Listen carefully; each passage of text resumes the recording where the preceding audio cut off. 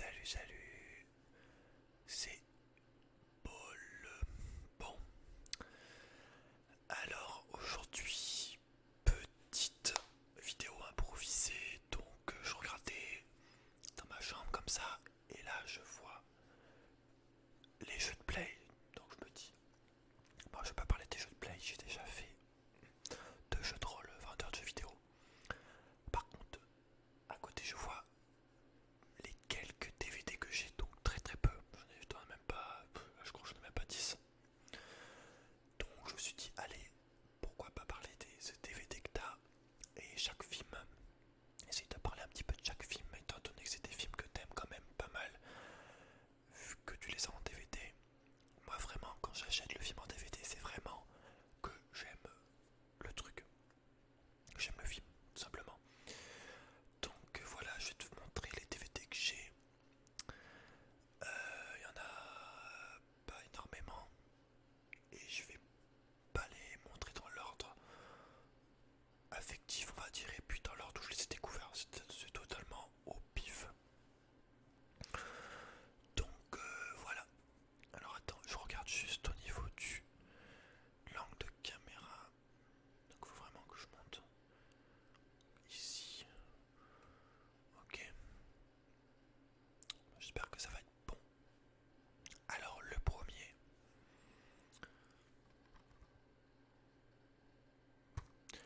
Pirates des Caraïbes et La Fontaine de Jouvin, celui-là. Le seul Blu-ray que j'ai. Tout simplement parce que c'est plus cher. Bah, malgré le fait que ça soit beaucoup, mais alors beaucoup plus beau. Pour te donner par rapport à ça au niveau des Blu-ray, j'ai vu La Reine des Neiges chez ma soeur en Blu-ray. Ça n'a rien à voir avec en DVD. C'est beaucoup plus immersif, beaucoup plus détaillé. Enfin, voilà, c'est beaucoup mieux. Mais bon, voilà. Donc voilà, donc Pirates des Caraïbes et La Fontaine de Jouvence. Alors, celui-là, c'est le 4 ou le 5. C'est l'avant-dernier, je crois. Je vais dire que c'est le seul qui... Enfin, c'est le seul. C'est le dernier qui m'a vraiment plu. Parce que le tout dernier, là... la vengeance de Salazar, je sais plus. Le dernier qui est sorti en vrai, en gros, de Pirates des Caraïbes, il est nul à chier, mais vraiment. Bon, Pirates des Caraïbes, ça n'a jamais été des jeux d'acteurs de ouf, des scénarios. C'est plutôt du grand cinéma tout public avec des scènes d'action, du truc hollywoodien, quoi. Avec un peu de fantasy, c'est drôle et tout. Enfin voilà, on vient pas voir Pirates des Caraïbes pour le jeu d'acteur, même si, bon, il joue particulièrement bien Jack Sparrow et Johnny Depp. C'est vraiment le personnage de Jack Sparrow qui fait quand même pas mal, qui fait quand même le film à lui-même. S'il n'y avait pas Jack Sparrow, il n'y aurait pas de Pirates des Caraïbes. C'est pour ça d'ailleurs, je crois qu'ils vont refaire les Pirates des Caraïbes ou en faire d'autres sans Jack Sparrow.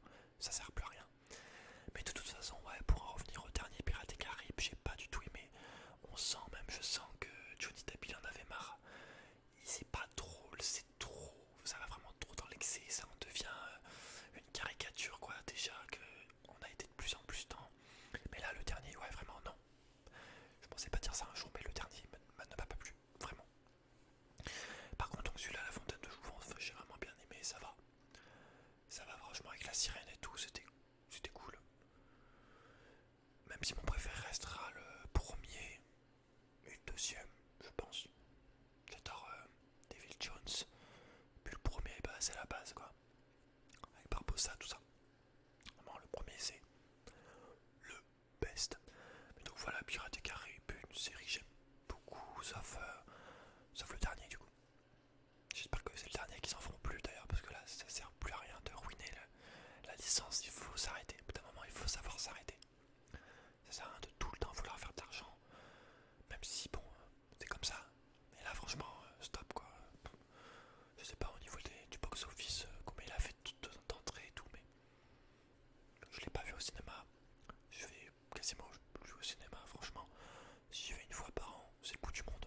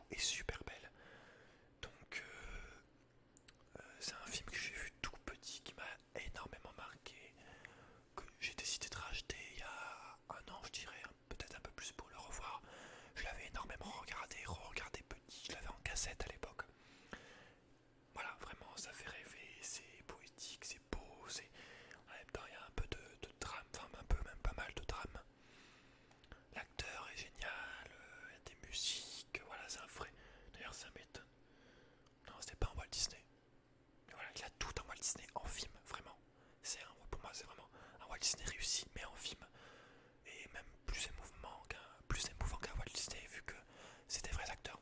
C'est quand même, je trouve quand même que quand c'est des vrais acteurs, même si les Walt Disney peuvent être émouvants évidemment, mais je trouve que ça peut être quand même un peu plus si tu as des vrais acteurs en face pour les émotions, c'est beaucoup plus vrai, direct, beaucoup plus simple quoi.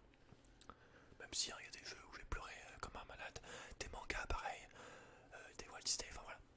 Mais bon, donc voilà, franchement, ce Pinocchio là, vraiment celui-là seulement, parce que j'ai vu qu'il y en a eu d'autres depuis récent, mais celui-là, je te le conseille, mais de ouf.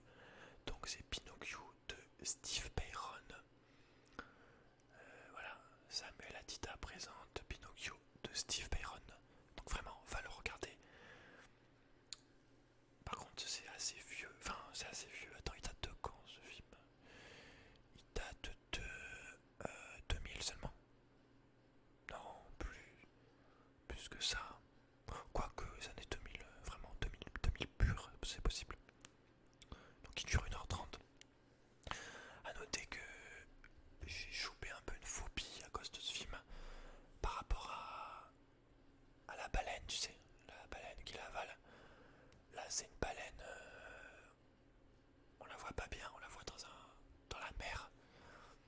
En fait, si tu veux, on voit le mec se transformer en baleine et on voit, enfin, il y a une scène avec une fontaine.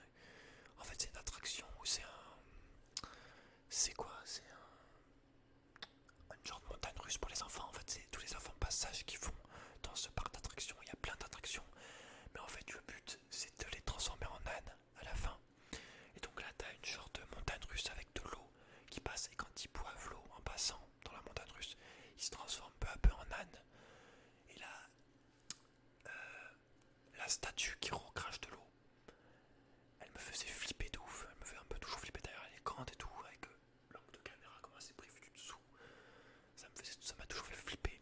J'ai un peu chopé une phobie par rapport à l'eau pendant un moment. Quand j'étais sous l'eau, dans la baignoire, je pensais un peu à cette scène et ça me faisait un peu flipper.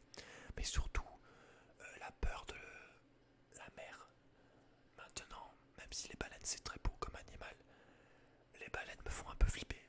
Franchement, hein, je pense qu'une de mes pires peurs, ça serait de me retrouver au milieu de l'océan.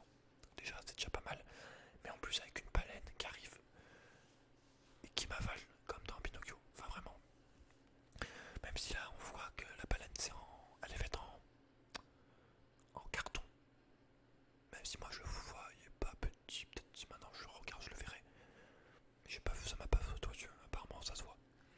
Mais ouais, cette baleine là, ça fait flipper. Donc voilà, Pinocchio. Pinocchio.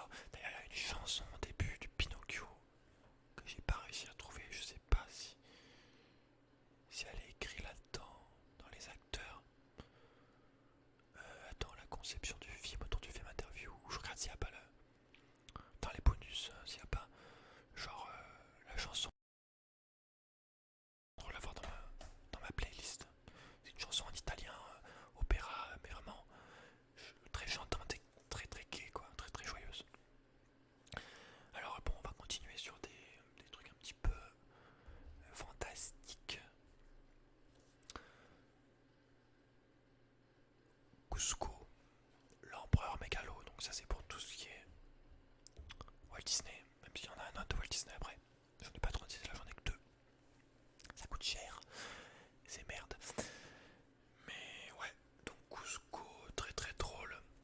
Tout simplement l'histoire d'un empereur qui traite ses sujets, son peuple comme de la merde.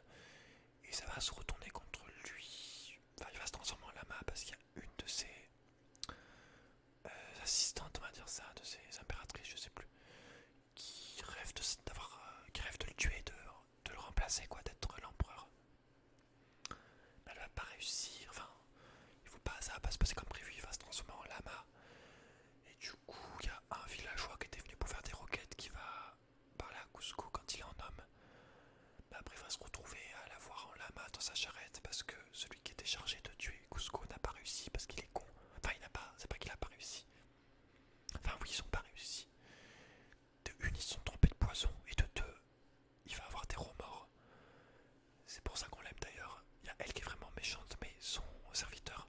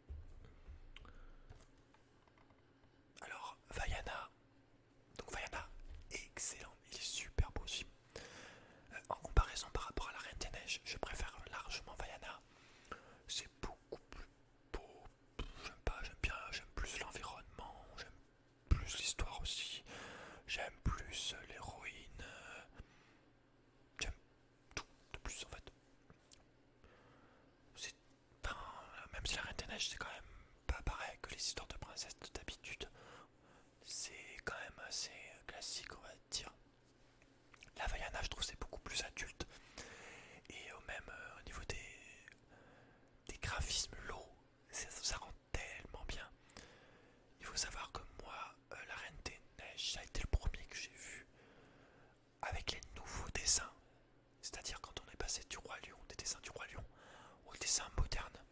J'avais pas vu avant, par exemple, La Princesse et la Grenouille, j'avais pas vu, je sais pas ce qu'il y a eu avant en vrai. Réponse, je crois, je sais plus. La Fée Clochette, j'en sais rien. Mais vraiment, ça a été le premier, j'ai vu la Reine des Neiges quand j'ai vu, j'étais là, waouh, c'est trop beau. Mais Vaiana, au niveau de l'histoire, au niveau de l'environnement, au niveau des paysages, au niveau des musiques même si les musiques de la Reine des Neiges sont très très mignonnes et tout ce que tu veux. Mais ouais, Vaiana, direct, je l'ai vu, j'ai fait putain, c'est génial. Tu vois un petit peu la culture et tout, Maui. Franchement, y a rien à dire, c'est île paradisiaque quoi, c'est là, c'est les paysages des endroits où tu rêves d'être quoi, où personne ne fait chier. Et voilà, les chansons, je les connais par cœur. Vaiana, super, rien à dire. Il est génial, très très beau, très tout ce que tu veux. Alors ensuite, on va passer maintenant, j'ai pas grand chose, hein. Enfin, y a pas grand chose, ça va beaucoup se. Il va avoir genre combien? 3, ouais. Il va avoir. Je pensais avoir genre là 3 films autour du même acteur.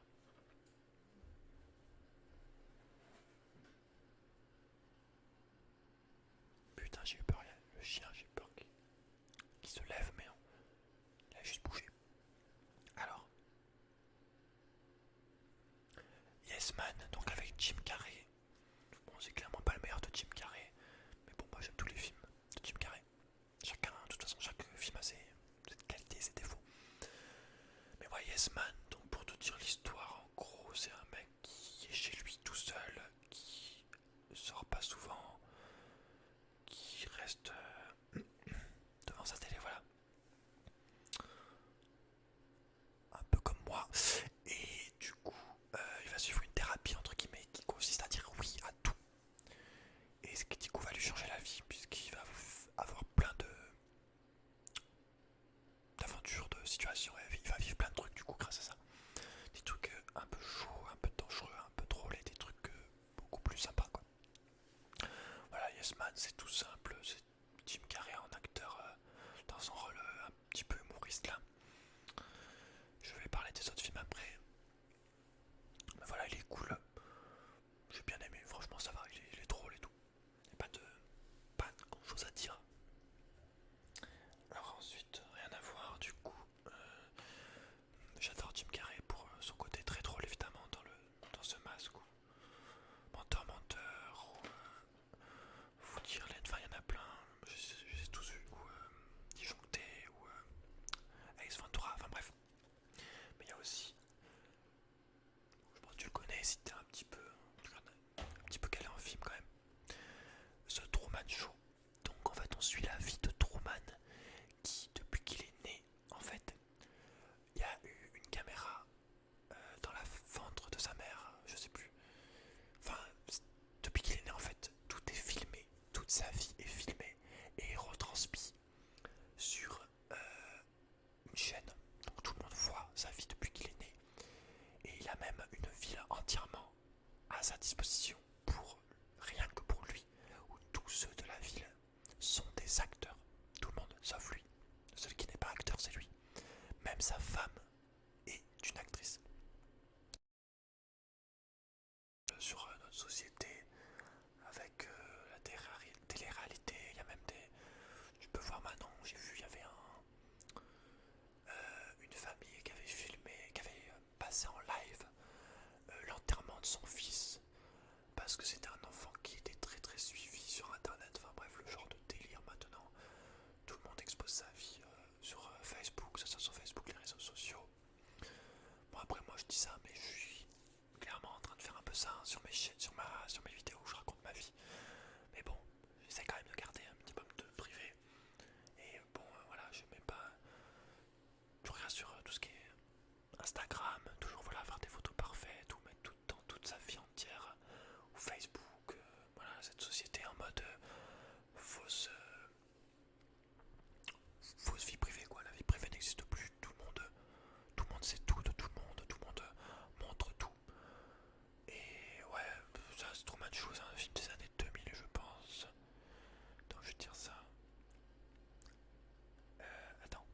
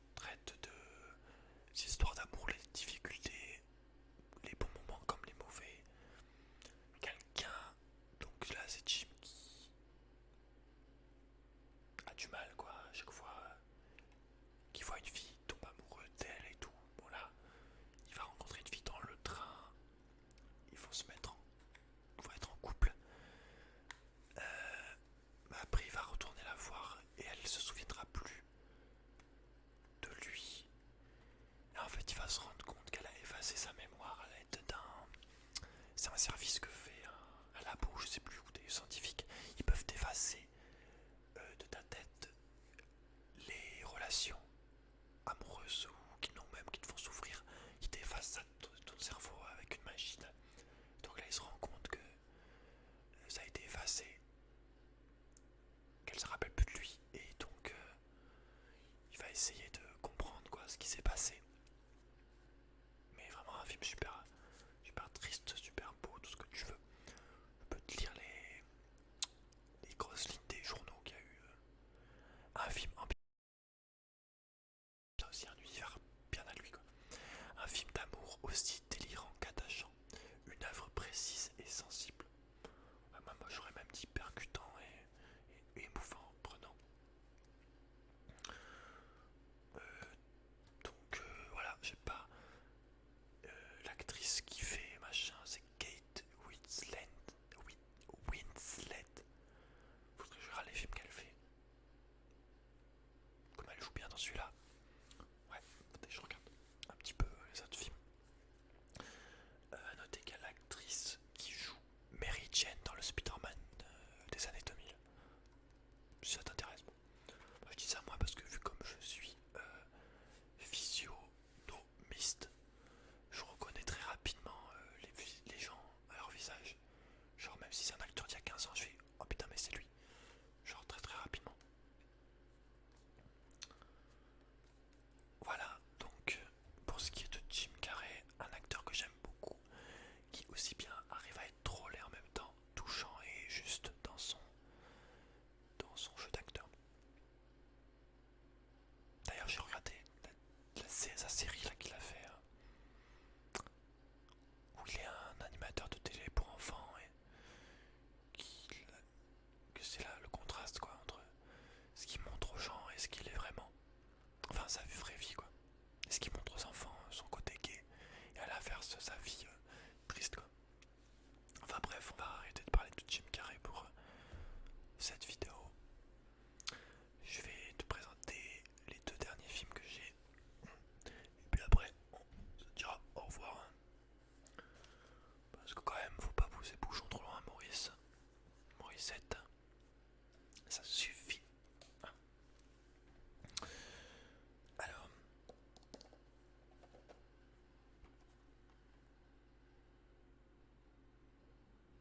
bon, tu le connais si t'es un minimum cinéphile et que tu es amateur de vrais films, on va dire.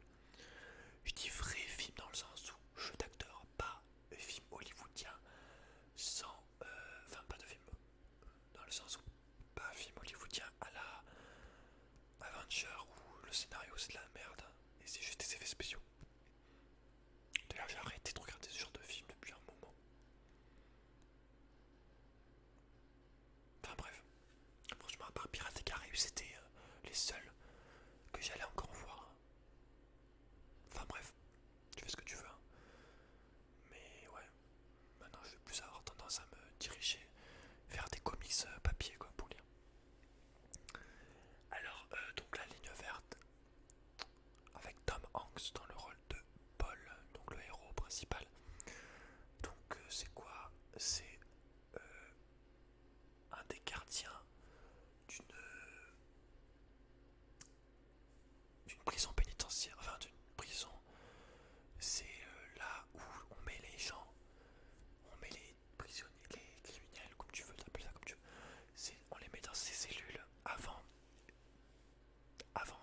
de les exécuter. Donc c'est leur dernière cellule avant qu'ils se fassent électrifier sur la chaise quoi. Et donc ils sont gardés par plusieurs gardes dans le bâtiment, dans le voilà, gardien d'un bloc dans un pénitencier. Ah c'est peut-être ça pénitencier en fait. C'est peut-être que ça veut dire un pénitencier. Donc voilà, ils sont dans un bloc, dans un pénitencier au sud des États-Unis. Et donc ils sont une équipe de plusieurs gardiens. Et donc il y a Paul et il y en a tout un tas d'autres. Il y en a qui sont gentils. Il y en a un qui est particulièrement un connard dedans.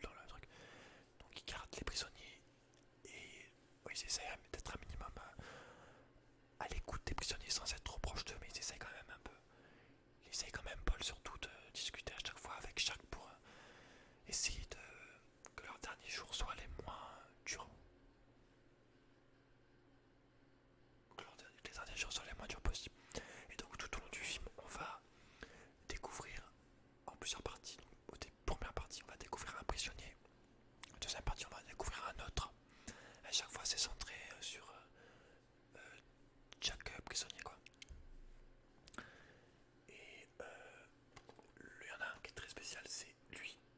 Je sais pas si on voit bien. Moi, franchement, je t'écris ça, mais quand même, si tu connais pas la ligne verte, c'est donc John Café. Je crois que non, John Café, c'est ça. John Café, je sais plus, je crois. Mais voilà, donc lui, il arrive au bloc et il est super grand, super imposant. Les gens en ont peur un peu. Et donc il est là, lui, pour meurtre de petites filles et viol aussi. Mais c'est pas lui qui a fait ça en fait, on se rend compte dès le début. Mais bon, ça va un peu tourner tout le long autour de ça, au niveau du meurtre et tout. Et donc Paul se rapproche chaque fois de ce prisonnier, donc de John Café. Et voilà, on en apprend un peu plus chaque fois sur l'histoire et tout. Et surtout, il a des pouvoirs un petit peu surnaturels, John Café, puisqu'il peut aspirer le mal des gens. Il peut aspirer le mal. Puis par exemple, si t'as une douleur, il peut te l'aspirer, il peut te la prendre. Il sent la douleur des autres. Et dedans, t'as un autre prisonnier qui, lui, à l'inverse, représente le mal. C'est un meurtrier, il est fou, il est méchant, tout ce que tu veux. Le film, c'est aussi un peu ça, la lutte du bien contre le mal. Avec des morales, je vais pas dire religieuses, mais ouais, l'âme, tout ce qui est l'âme, le bien, le mal. Voilà, pour moi, ça me dérange pas du tout, étant donné que je- j'ai cette philosophie de vie. Je crois en l'âme et tout. Si tu fais du bien, c'est